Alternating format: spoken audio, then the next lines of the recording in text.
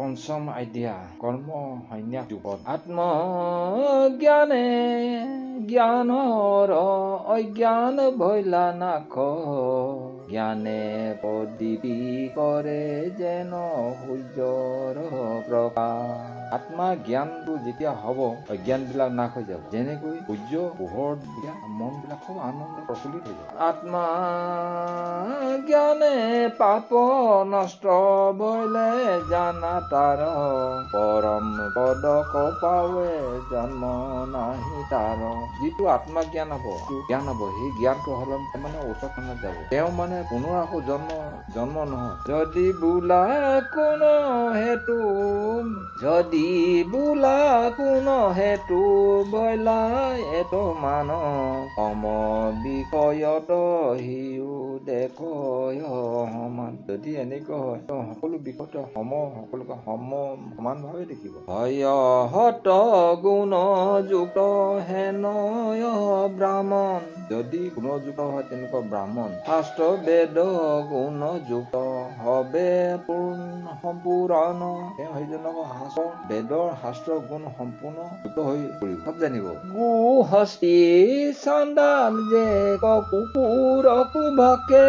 গৰু হস্তি হাতী চাণ্ডাল যে কুকুৰকো খায়। দ্বিজ হমে জ্ঞানী হবা সংগে একে দেখে। সকলোকে সেই গৰু কুকুৰ চাণ্ডাল তাক খালেও যিজন জ্ঞানে আভ্যন্তৰিক শক্তি থাকে তেওঁ সকলোকে সমানকে দেখিব। শ্ৰীকৃষ্ণ অৰ্জুনকে কৰ্মত বিষয় দেখে চাণ্ডাল ব্ৰাহ্মণ। কৰ্মতে চাণ্ডাল নে ব্ৰাহ্মণ কৰ্মত জানিব। জাতি নিকৃষ্ট গুৰু হস্তি আৰু সান।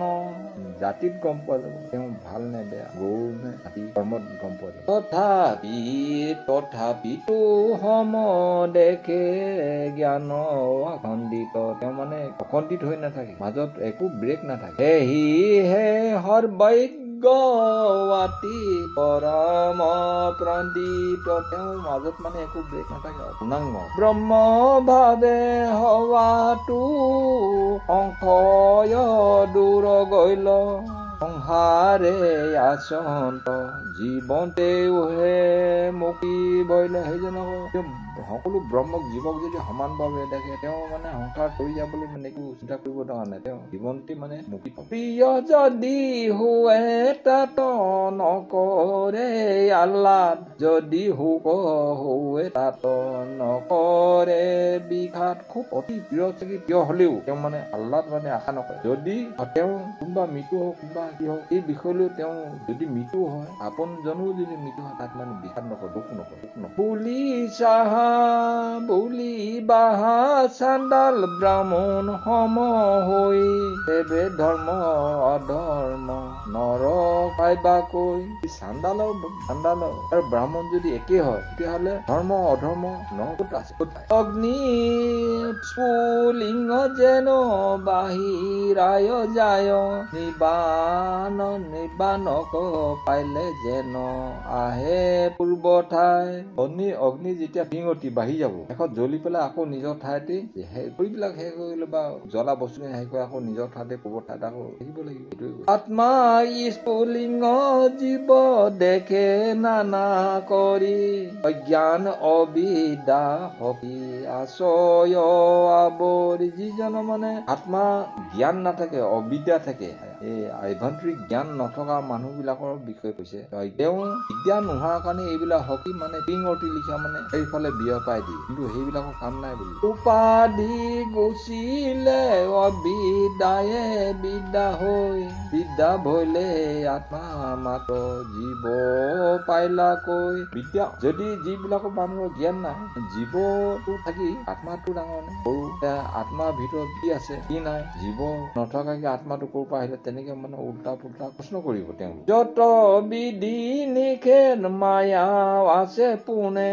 যিমান বিলাক বাধা বিঘিনে চব মায়া আগুৰি ৰাখে। নিগুণ ব্ৰহ্মক কি কৰিবে দুখ গুণে।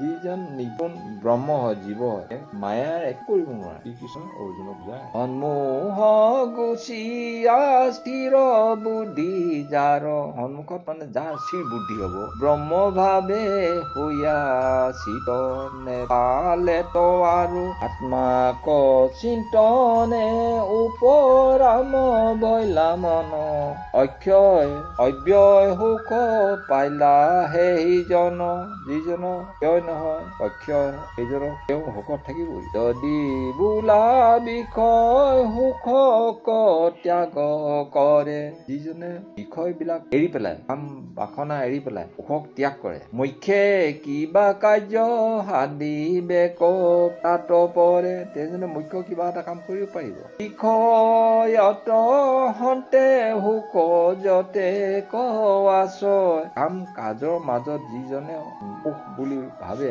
পুণ্য পাপ পুণ্য যে হিংসা ভয় বিস্তাৰ হয়, সেইজনক পাপ হব, পুণ্য হব, হিংসা হব, তেওঁ ভয় ধেৰ লাগিব। যেন যত্নতে পেট ভৰি লাডু খাইল নৰ, আকৌ এটা উদাহৰণ দিছে। সুদায়ু পাইলে স্বাদ মুখে মনোহৰ, সপোনত লাডু খায় যিজন মানুহে সপোন দেখে, সপোন দেখি পেলাই সপোনত লাডু খায়, মুখত হোৱাটো পায়। জাগি চালে দেখে স্বাদ আছে মুখে লাডু নাই, যেতিয়া সাৰ পাব, সাৰ পাই দেখিব মইতো লাডু খাইছিলো, মিঠাও লগা মুখতো লাডুও নাই। মুখ্য বিনে আন দুখ সুখ সেই প্ৰায়, অল্প দিনে থাকে মাত্ৰ গুচি গুচে তীক্ষণে, অলপ দিন যদি সুখো পায়, অলপ দিন থাকিব, গুচি যাব, সেইটো যায় হেন জানি নানান নৰময়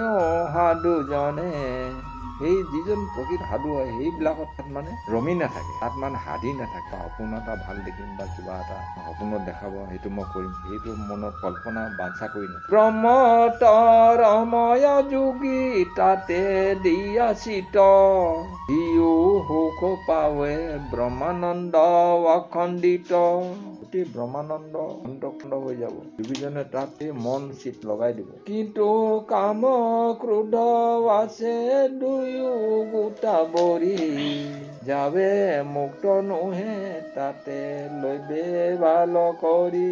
কাম আৰু ক্ৰোধ দুইটা মানে বৰি, মানে বেয়া থাকি বেয়া বস্তু, মুক্তি, যেতিয়ালৈকে মুক্তি নহয় তেতিয়ালৈকে এইবিলাক ভাল কৰি ল'বলৈ কৈছে। যেন মিত হৰক যে বেৰিয়া কাণ্ড, যুৱতী সকলে তাপ ধৰি আলিংগন, মৃত হৰটোক কান্দি পেলাই গাভৰু বিলাকে আলিংগন কৰে। হৰৰ ইন্দ্ৰিয়ে যেন চেষ্টা নকৰয়, জ্ঞানীৰ জীৱন্তে জানা হেহি হৈবে হেহি নয়। এটা মৃত হৰ দশ ইন্দ্ৰিয়, হাত ভৰি চকু মুখ ইত্যাদি পেলাই লৰচৰ কৰিব পাৰিব নোৱাৰে না, হৰ যে হৰে আৰু সেইটোৱে, তাক যদি বেৰি চাৰিফালে বেৰি কান্দিও সেই হৰটো হাত ভৰি লৰাব নোৱাৰে বুলি কৈছে। জ্ঞানী জীৱন্তে জানা হৈব হেহি নয়, সেইটো কেতিয়া হ'ব, যেতিয়া জীয়াই থাকিব তেতিয়া হ'ব, নহলে এনেই হ'ব নোৱাৰে বুলি। হেহি মুক্ত যোগী হকি জানিবা সাক্ষাৎ, এইজনে সাক্ষাৎ মুক্তি হব। আছে কাম ক্ৰোধ তাত বেগ নোহে যাত, আছে কাম ক্ৰোধ তাত বেগ নহি যা, বুলি বাহা কাম ক্ৰোধ তেজি গতি পায়, কিন্তু তাত হেন মত আছে অভিপ্ৰায়, যিজনে আশা আছে সেইজনে কাম ক্ৰোধ বিলাক, লোভ মোহ বিলাক এৰিবলৈ পাৰিব। আগত কৰয় নতে নতি নিত্য গীত, গীত দেখিয়া নেদেখে তাক নকৰয় চিত্ত, যেনেকে নৰ্তকী মানে গান বজনা গাই পেলাই এক্টিং কৰি থাকে, চাই থাকে, কিন্তু প্ৰকৃতজনে গাই থাকিলেও প্ৰকৃত সাধুজনে এইবিলাক নেদেখে আৰু তাৰ বিষয়ে একো মন বিকুনি নিদিয়ে, সেইবিলাক মনটো নিনিয়ে। কেৱলে ৰময় যিটো আত্মাত মাত্ৰ, কিন্তু সিদ্ধি ব্ৰহ্মভূত হৈয়া মুখ্য লবে নৰে। তেওঁ ব্ৰহ্মভূত হৈ তেওঁ ব্ৰহ্ম জীৱৰ প্ৰতি মানে আত্মাটো যিজন মানে সাধু সন্ত যিজন প্ৰতি মনুষ্য তেওঁ শুদ্ধ চেদিলা সংকয় যত মনৰ বৈধ সৰ্বদায়ে যোগী চিন্তে প্ৰাণীৰ হিত। সেইজনে আকৌ সন্ত শুদ্ধ তেওঁ মানে সদায় প্ৰাণী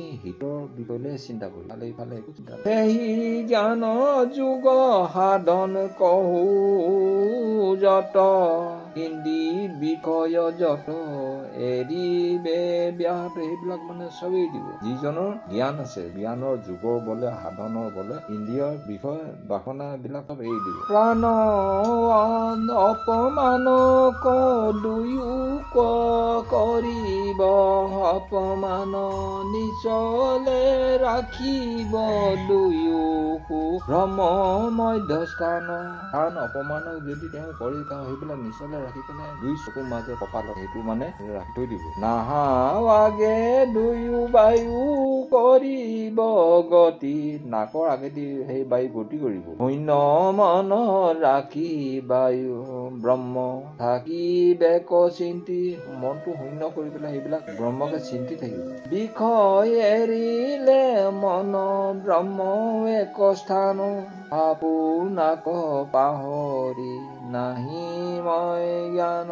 নিজে সেই তেওঁ মানে বিষয় বাসনা বিলাক সকলো এৰি পেলাই একত্ৰিত কৰি এখনত ৰাখি তেওঁ নিজকো পাহৰি মুঠি জ্ঞানৰ কথা চিন্তা কৰি পেলাই এক মন হৈ সকলে গুচিয়া মন ৰহে একতাই। সকলো গুচি যাব মনটো একত্ৰিত হৈ পেলাই একাত স্থিৰ হৈ থাকিব। যেন মৃত কৰ কিছু দুখ সুখ নাই। তেনেকে মৰা হৰটো কিবা দুখোৱা হকোৱা কিবা আছে নেকি তেনেকুৱা মানে এই জ্ঞানী জনে পণ্ডিতজনে সাধুজনে তেওঁ তেনেকেই কৰিব। এই মতে চিন্তিয়া যে স্থিৰ ভৈলা মন জীৱন মুকুতি হকি ভৈলা সেইজন। এইবিলাক তেওঁ চিন্তা ভাৱনা বিলাক এইবিলাকে কেনেকে মুক্তি চিন্তা কৰি পেলাই সকলো মানে এনেকৈ জীয়াই থাকোতে মুক্তি হব বুলি কৈছে। যদি তুমি তাত হেন বোলা কুন্তি সুত।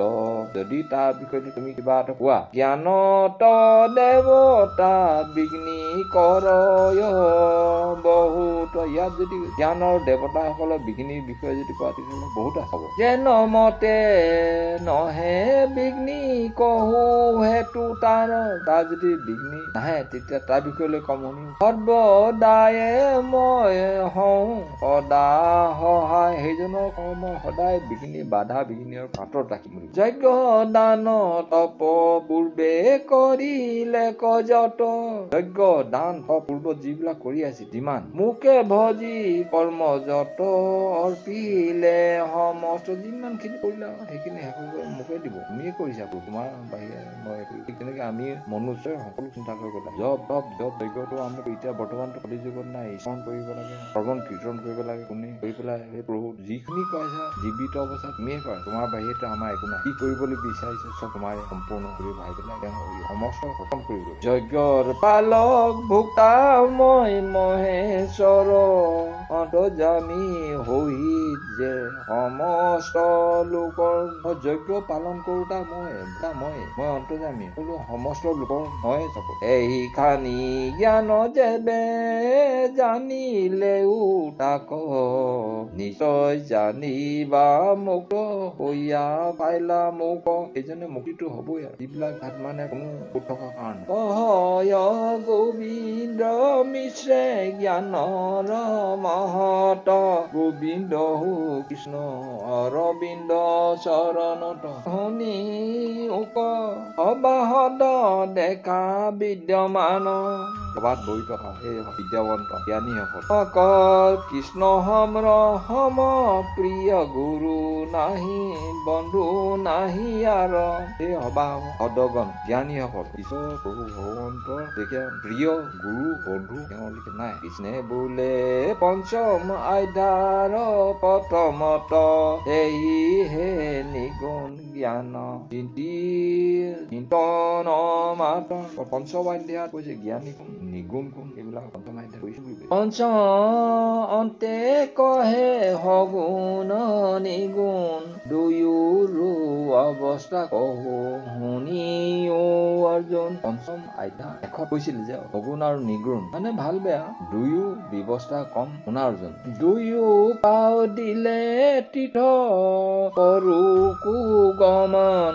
প্ৰভু ভগৱন্তে কৈছে দুটা ভৰি দিছে, আমাৰ শৰীৰটো দিছে ভ্ৰমণ কৰি। দুয়ো চকু দিলা অন্ত শোক পৰিদৰ্শন। দুটা ভৰি দিছে তীৰ্থ ভ্ৰমণ কৰিবলৈ দিছে, দুটা চকু দিছে ভাল বস্তু চাবলৈ দৰ্শন কৰিবলৈ। নাহা দিলা তুলসীৰ ঘ্ৰাণ লৈ বাপুন। নাকটো দিছে তুলসী সুগন্ধি লবলৈ দিছে। কৰ্ণ দুই দিলা তাক শুনে নাম গুণ। দুখন কাণ দিছে ঈশ্বৰৰ নামৰ গুণ প্ৰভু ভগৱন্ত কথা শুনিবলৈ দিছে। হস্ত দুই দিলে কৃষ্ণে কৰ্ম প্ৰৱৰ্তক। দুখন হাত দিছে কৰ্ম কৰিবলৈ, কৰ্ম চলাবলৈ। উদ দিলন্ত তাৰ প্ৰসাদ ভুঞ্জ। হৃদয় এখন দিছে, কি গান দিছে প্ৰভু ভগৱন্ত প্ৰসাদ ভজন কৰিবলৈ। হীৰ গোটা দিলা তান আনন্দিত মন। মাথাটো কি গান ঈশ্বৰৰ কথা চিন্তা কৰি মনটো আনন্দ কৰি। পদৰ বিন্দ সদা কৰো কুবন্দন। প্ৰভু ভগৱন্ত তেওঁ সদায় তেওঁ চৰণক বন্দন কৰিবলৈ দিছে। জিবা মোহ দিলা সদা কৰো কুকীৰ্তন। জিভাখন দিছে সদায় মানে প্ৰভু ভগৱন্ত কীৰ্তন কৰিবলৈ। নামক স্মৰণতে মন দিলা সৰ্বক্ষণ। মনটোক সদায় প্ৰতি মুহূৰ্তত মানে ঈশ্বৰক স্মৰণ কৰিবলৈ দিছে একেৰাহে সৰ্বদাই। বুদ্ধি ক দিলন্ত কৃষ্ণ ৰূপ চিন্তুক। বুদ্ধিটো কি কাম দিছে প্ৰভু ভগৱন্ত ৰূপটো চিন্তা কৰিবলৈ দিছে। চিতক দিলন্ত তাতে অচলে ৰহুক। চিত হৈ পেলাই প্ৰভু ভগৱন্তক অচলে ৰাখিব লাগিব। প্ৰভু ভগৱন্তৰ বাহিৰে ইফালে ইফালে চিন্তা কৰিবলৈ কোৱা নাই। অহংকাৰ সহিত দিলন্ত অভিমান। ঈশ্বৰ কৃষ্ণ মই ভীত হৈব জ্ঞান। অহংকাৰ হৈ অভিমানী হৈ কোৱা নাই, মানে তেওঁ ভগৱন্ত শ্ৰীকৃষ্ণ প্ৰভু ভগৱন্ত চব ত্যাগ কৰি ৰাখক বুলি মোক জ্ঞান দিয়ক। সবাৰো আশ্ৰয়টো আছে দেহা গোট। আমাৰ সকলো যে প্ৰভু ভগৱন্তে দিছে এই দেহাটো কৃষ্ণ ভগৱানৰ পদৰ ধূলি লৈ থাকিবলৈ দিছে। এতক প্ৰকাৰে কৃষ্ণ দিয়াছে সাক্ষাৎ। ইমান ধুনীয়াকে আমাক মানে শৰীৰটো বনাই দিছে প্ৰভু ভগৱন্তে দিছে। একোকে পায়া নৰে কৰে আত্মা জ্ঞাত।